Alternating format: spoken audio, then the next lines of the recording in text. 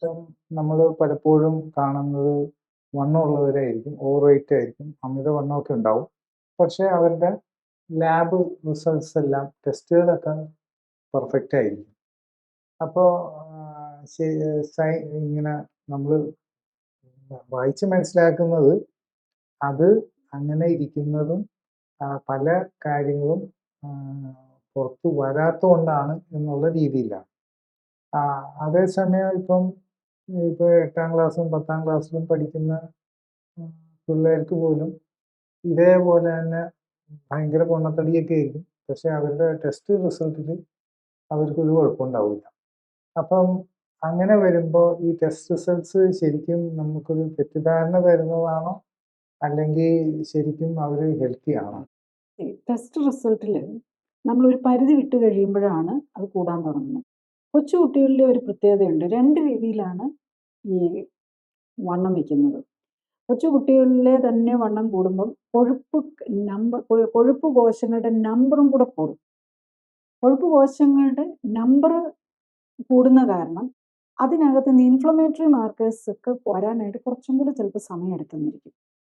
ഈ കൊഴുപ്പ് കോശങ്ങളിലെ മറ്റേ അഡൾട്ടിലാണെങ്കിൽ നമ്മൾ എന്താ സംഭവിക്കുന്നതെന്ന് ചോദിച്ചു കഴിഞ്ഞാൽ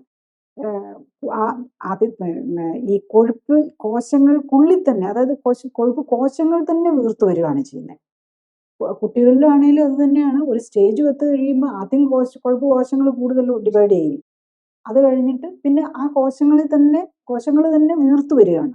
നമ്മൾ ബലൂൺ ഊതി വീർപ്പിക്കുന്നത് പോലെ കൊഴുപ്പിട്ടിട്ടിട്ട് കൊഴുപ്പ് കോശങ്ങൾ കൂടി വരികയാണ്. അതാണ് ഈ ഫാറ്റി ലിവറിലും ഒക്കെ കാണുന്നത്. അപ്പം ഈ കൊഴുപ്പ് ഫാറ്റി ലിവറിൽ ലിവർ കോശങ്ങളിനകത്ത് ഓവറായിട്ട് കൊഴുപ്പ് കെട്ടിക്കഴിഞ്ഞ് കഴിയുമ്പോഴാണ് ഈ ഹെപ്പറ്റൈറ്റിസിലേക്ക് പോകുന്നത്. ഈ നാഷ് എന്ന് പറയുന്ന ഈ SGOT SGPT ഒക്കെ കൂടി വരുന്ന ആ കണ്ടീഷനിലേക്ക് പോകുന്നത്. അപ്പം ചിലപ്പം നമ്മൾ ഈ പിള്ളേരിൽ കുറച്ചും കൂടി താമസിച്ചിരിക്കും. പക്ഷെ ഇപ്പം നമ്മൾ കാണുന്നത് കൊച്ചു പിള്ളേരിലൊക്കെ ഫാറ്റി ലിവർ ഓൾറെഡി ഉണ്ടാവും. അവരുടെ ലിവർ എൻസൈംസ് തന്നെ കൂടി തുടങ്ങിയിട്ടുണ്ടാവും. കൊളസ്ട്രോളും ഇതൊക്കെ ചിലരിൽ നേരത്തെ തുടങ്ങുന്നു. അത് ഓരോരുത്തരുടെയും ജെനറ്റിക്സും കൂടി അനുസരിച്ചിരിക്കും. കൊളസ്ട്രോളും ട്രൈഗ്ലിസറൈഡും ഒക്കെ മിക്കവാറും പിള്ളേരിലും ഓവർ വെയിറ്റ് ഉള്ള പിള്ളേരിലും കൂടുതലാണ്. അതുകൂടാതെ പലരിലും കാർഡിയാക് മാർക്കേഴ്സ് ഓൾറെഡി കൂടി തുടങ്ങും. HSCRP, ഹോമോസിസ്റ്റീൻ, ഇതൊക്കെ ഓൾറെഡി കൂടി തുടങ്ങുന്നുണ്ട്. അപ്പം അതുപോലെ ഇപ്പം നമുക്ക് ലൈപ്പിഡ് പ്രൊഫൈൽ മാത്രമല്ല, കൊളസ്ട്രോളും ട്രൈഗ്ലിസറൈഡും മാത്രമല്ല, ഇപ്പം നമുക്ക് അപ്പോ ലൈപ്പോ A, B അങ്ങനെയൊക്കെ പറഞ്ഞ് പല ഈ കാർഡിയാക് റിസ്ക് അസസ്മെന്റ് ഉള്ള ടെസ്റ്റുകളും ചെയ്യാം. ഇതൊക്കെ പല കുട്ടികളിലും കൂടി കാണും.